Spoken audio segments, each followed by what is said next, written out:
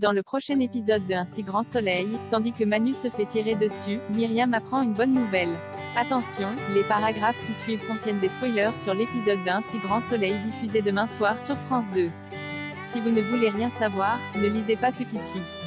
Samedi 1er janvier dans Un si grand soleil. Manu se fait tirer dessus après avoir retrouvé son foulard chez Manu. Virgile a donné rendez-vous à Eve au bord de la mer.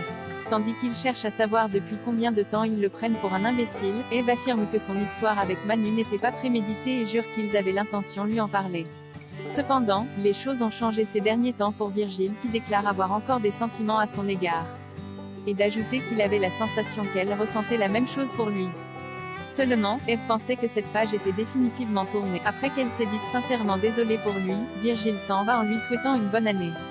Pendant ce temps, Manu tente de joindre sa fille mais elle refuse toujours de lui répondre. Laetitia tente bien de l'encourager à écouter ce qu'il a à lui dire mais Camille, qui ne veut plus jamais le revoir, s'en moque. Plus tard, Eve contacte Manu pour le prévenir que Virgile est au courant de leur histoire. Même s'il leur en veut terriblement, Manu est certain qu'il finira par accepter leur idée. Eve l'espère car elle n'a aucune envie de devoir choisir entre eux.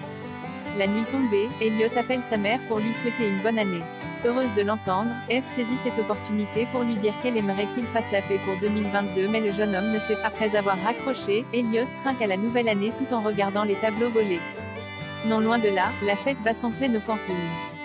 Déprimé, Virgile décide de s'isoler dans sa caravane sans savoir qu'or s'en la. Les 3 jours étant écoulés, ce dernier aimerait obtenir une réponse concernant l'étoile. Comme il ne les a toujours pas retrouvés, Virgile essaie de gagner du temps en lui proposant de boire un verre afin de récupérer son arme. Malheureusement, Orsan le devance. Dans le même temps, Manu, prévenu par l'un de ses indices, arrive au camping. En voyant Orsan menacer Virgile, le policier sort à son tour son arme et le somme de ne plus bouger. L'instant d'après, Orsan tire une première fois. Alors qu'une fusillade éclate, Manu prend une balle et Myriam apprend une bonne nouvelle. Les relations entre Myriam et Gary sont toujours aussi tendues. En apprenant que la jeune femme était parvenue à obtenir un accord d'exclusivité avec l'un des fournisseurs de la région, le directeur commercial le prend mal.